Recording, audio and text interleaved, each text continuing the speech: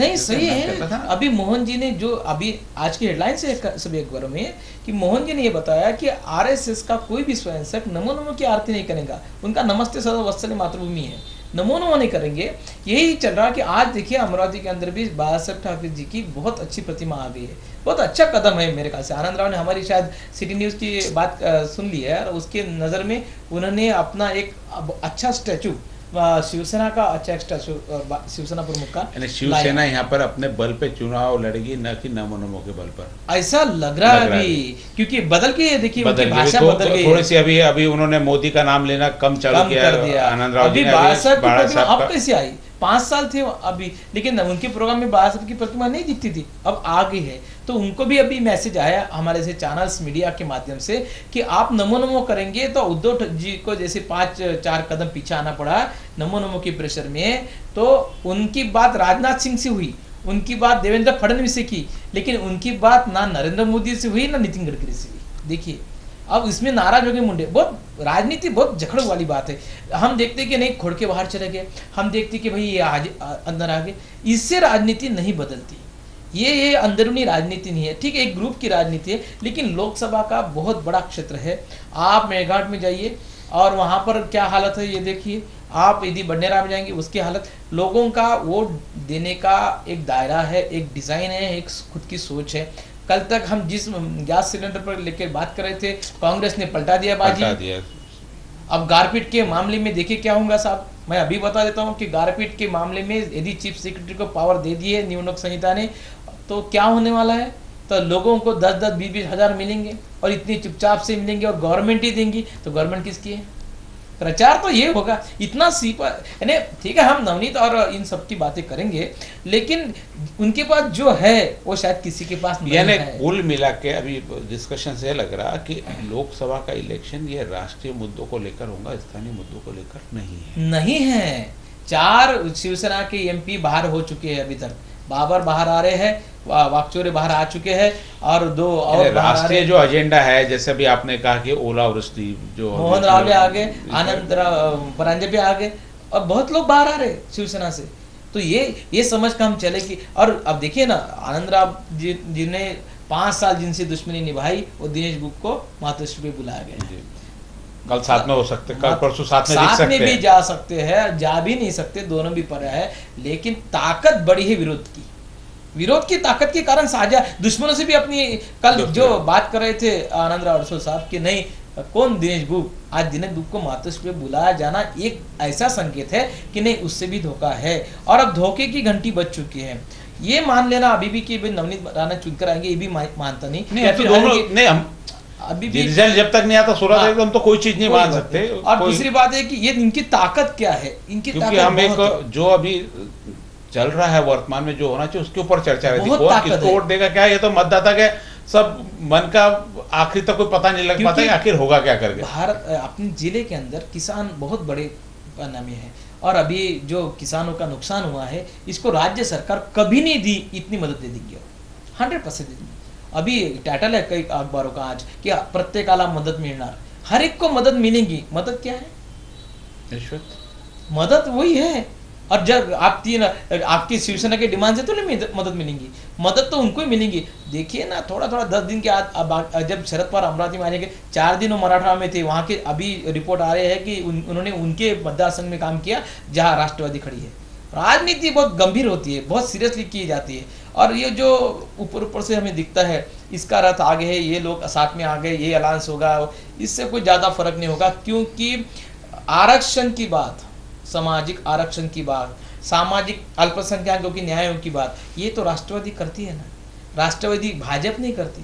भाजपा के पास एक कार्ड नहीं है, शिवसेना के पास एक कार्ड नहीं है, शिवसेना अपना वोट बढ़ा नहीं सकती। नमो नमो के नाम से जो वोट दिख रहा है हमें, वो केवल ऐसा लग रहा है कि कुछ व्यापारी तत्व और कुछ लोग उनके साथ आ रहे हैं, लेकिन ये भी कभी कांग्रेस के साथ थे। कल यदि कुछ फांसा पलट गया तो ये सब आपको दिखेंगे, फिर से कांग्रेस वोटिंग करेंगे। थोड़ा फर्क दिख रहा है चुनाव में। और ये जब किसानों का वोट चलेगा, शरद पवार आ जाएंगे, तो 24 तारीख से वातावरण में बहुत बड़ा बदलाव है। ये सब चीज़ों से आपकी बातों से मुझे लग रहा है कि राष्ट्रीय एजेंडा ही जो है, पार्टी का चिन्ह ही महत्वपूर्ण है। बिल्कुल। जब सारी सब चीज़ें ये पूरी है तो जब सर्वे होता है तो नवनीत राणा इनको सबसे बड़ी अच्छी कैंडिडेट दिखती है। फिर क्यों दूसरे कैंडिडेट नवनीत राणा खुद का भी तो बेस है ना। अभी नवनीत राणा यहाँ चुन पे आएंगी, राष्ट्रवादी के भरोसे चुन के आएंगी कि खुद के इसके भरोसे? राष्ट्रवादी के भरोसे आती है तो कोई भी चुन के आना चाहिए। नवनीत राणा खुद के भरोसे चुन के आती है। कांग्रेस से आज तक यहाँ जो खड़ा हुआ है वो खुद के भरोसे नहीं, पार्टी के भरोसे। नहीं, लोकसभा में तो पार्टी लोकसभा की नहीं, लेकिन कैसा है खुद का कांग्रेस का हरा भी है ना यहाँ पे। ठीक है ना, बराबर उषा ताई हारी भी है। ठीक है ना, सुदाम काका की लहर थी इसलिए हारी है। उस वक्त लहर थी सुदाम काका की और इसलिए हारी है। लेकिन सुदाम काका हार गए जब प्रतिभा ताई आ गई। तो और सबसे बड़ी बात है कि अनंतराव जब खड़े थे सीट ओपन थी और सामने दादा साहब खड़े थे और उनकी जो परंपरागत लड़त थी उसमें कुछ जातीय समीकरण थे, कुछ सामाजिक समीकरण थे, वो सब बदल गए हैं। हमें ये मान लेना चाहिए कि सामाजिक, इसलिए तो देवपाले साहब खड़े रहेंगे कि नहीं, गवई साहब खड़े रहेंगे कि नहीं, इस पे हिसाब चल रहा है कि कितने मत टूटेंगे, क्योंकि सब लोग जाति किसके टूटेंगे। हाँ, जाति की व्यवहार कर रहे हैं और जाति, मुझे ऐसा लग रहा है, मेरा अंदाज में गवई साहब खड़े नहीं रहेंगे। वो बता रहे हैं अभी फिलहाल कि हम 20 खड़े करें, क्योंकि 5 तो सीटें कल डिक्लेयर हाँ, लेकिन ये तो बहुत टाइम है अभी उसके लिए। लेकिन गवई साहब इसलिए भी नहीं खड़े रहेंगे क्योंकि उन्हें बहुत बड़ा राजनीतिक जीवन अभी जीना है और वो सब शरद पवार नहीं खड़े रहेंगे तो पार्टी कहाँ रहेगी? यदि सीट वो राष्ट्रवादी के तो आरपीआई के जो वोट है, जो उनके बोलते वोट, वो किसके तरफ जाएंगे? कहीं भी कन्वर्ट हो जाएगा ना।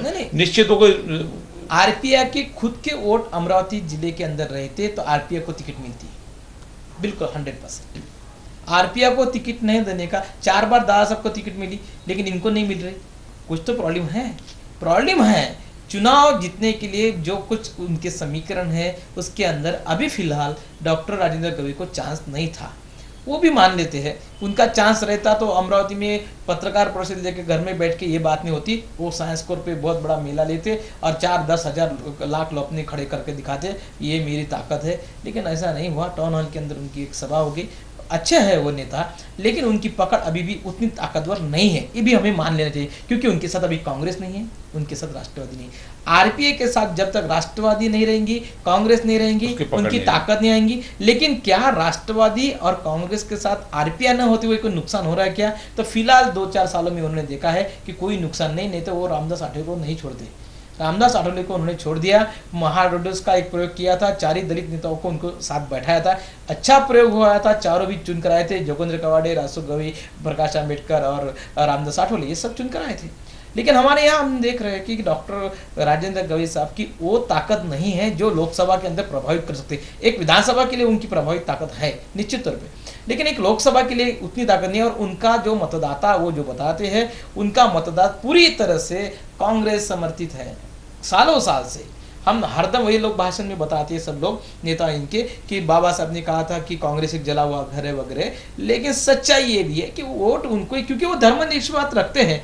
आज सुशील कुमार शिंदे जब प्रचार में आ जाएंगे महाराष्ट्र के अंदर, तो निश्चित तौर पे दलित वोटों का बहुत बड़ा फर्क गिरेगा। और ये वोट आप आनंदराव अरसू की पार्टी में नहीं डाल सकते। वो किसी भी हालत में शिवसेना को वोटिंग नहीं करेंगे, ये तो पक्का है। महायुति कितनी भी हो जाए, लेकिन ये नहीं हो रहा। अभी मुंबई महानगर पालिका में देखा गया कि महायुति हो गई थी, दादा राव साहब अपने आठवले साहब खड़े थे, कितने सीट आए? 25 सीट दिए थे साहब, सीट नहीं आए।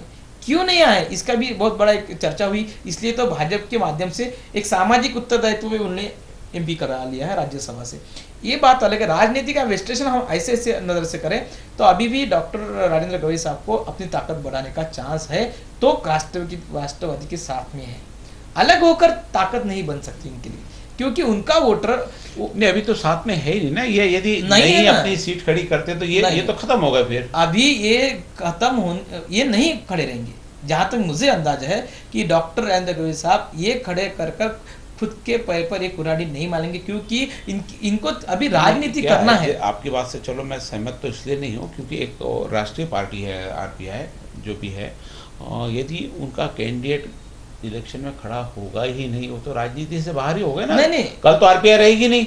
आज कम से कम आरपीआई खड़ा करके जो भी वोट मिले, 10,000, 1 लाख, 2 लाख, 5 लाख, जो भी उनको मिले, वो बता तो सकते हमारी ये ताकत है करके। नहीं, देखिए सर, क्योंकि नेशनल युति कहीं नहीं है ना भाई। चलो आज इनके साथ में नहीं ये चुनाव लड़ रहे तो विधानसभा में आपको इतनी सीटें देंगे या यहाँ ये देंगे, एक सीट कहीं दी नहीं ना इनको। फिर कैसी युति इनकी आरपीआई के और कैसे आरपीआई राष्ट्रवादी से कैसे समर्थन, राष्ट्रवादी को कैसे कांग्रेस का समर्थन आरपीआई देंगे? गवईगढ़, आरपीआई, कवाड़े सर का गढ़, आरपीआई रामदास अठौल जी का गढ़, आरपीआई बहुजन महासंघ का आम्बेडकर साहब का गढ़ और सुरेखा तैकार गढ़, ये ऐसे उनके गढ़ है, राजा ढाले वगैरह सब लोग का।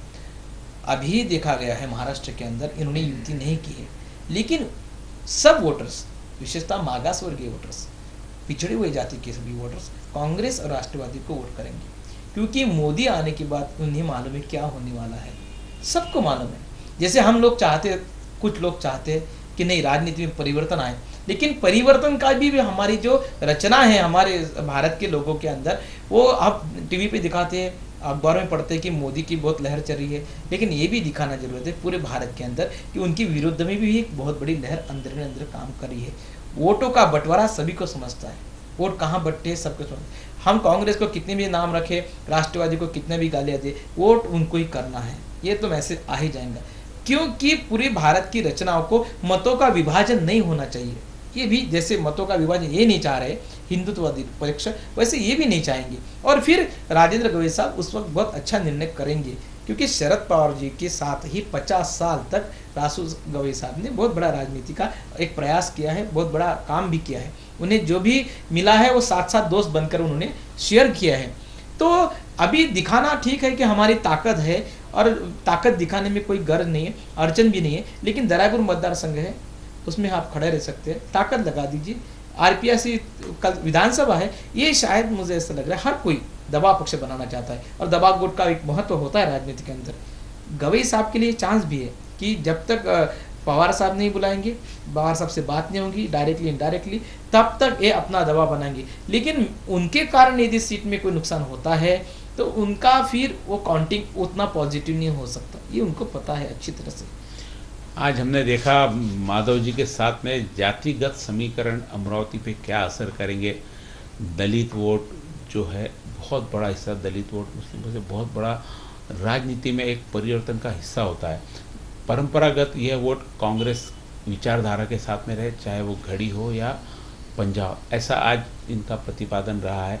तो अमरावती की इस चीज़ में नवनीत का ग्लैमर, राष्ट्रीय पार्टी का एजेंडा और वोट, इन दलित वोट, और यहाँ बिखरते हुए समीकरण, देवपारे खड़े होने वाले, गवई खड़े होने वाले, इनके साथ में बिखरते हुए समीकरण का किस प्रकार से सामंजस्य नवनीत राणा बनाती है और कैसे चुनौती बनती है अड़सुल के लिए, क्योंकि इन सब चीज़ों का आपसी तालमेल होता है तो ही अड़सुल को चुनौती का सामना करना पड़ेगा। ऐसा आज के इनके माधव के जो विश्लेषण किया उस पर से लगता है। जातिगत समीकरण निश्चित कुछ न कुछ असर इस चुनाव में डालेंगे। उस जातिगत समीकरण के कितने बिखरते, जैसे आज सारे वोट समेटने के लिए कांग्रेस एक जगह, तो वैसे निश्चित विपक्ष भी इनको बिखराने के लिए प्रयासरत है कि इनको बिखार के, जैसे राज ठाकरे बीच में है, कहीं ना कहीं चुनाव वोटों का बंटवारा हो रहा है इसमें। ऐसी कई पार्टियां जो चुनाव के बंटवारे के लिए अपने पार्टी का उपयोग करती है। क्या